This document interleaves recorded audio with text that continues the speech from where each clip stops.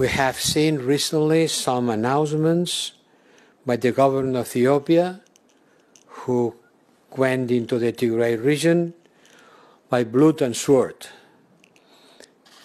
creating a very dire humanitarian situation.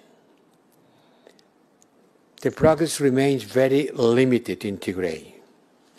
Fighting is ongoing. Humanitarian access is still being prevented. Eritrean troops are not withdrawing, and human rights violations continue. The Council received a report from the Finnish Foreign Affairs Minister, our colleague Haavisto, who traveled to the region as a second time as my representative to reiterate the European Union request and assess the situation. He was able to go to Mekelle, the capital of the Tigray, and to know from the ground how urgent is the need for a ceasefire, a monitored ceasefire, to improve security conditions in Tigray in order to make the humanitarian work possible. And so many times announced withdrawal of Eritrean troops should become a reality immediately.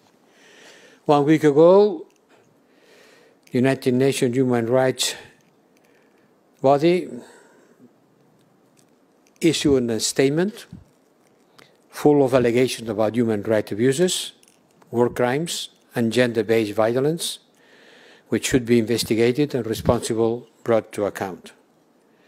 I encourage the deployment of the joint investigation between the Ethiopian Human Rights Commission and the Office of the High Commissioner on Human Rights, my friend Bachelet. And finally, the government must show commitment to the organization of a national dialogue in the run-up to the elections.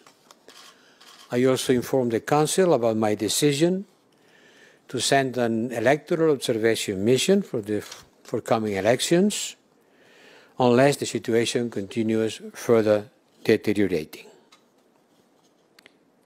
And on the following days, we will continue following closely the situation in order to confirm our will to send an electoral observation mission in the country, taking into account that in Tigray, for sure, is not going to be elections. It would be impossible to imagine.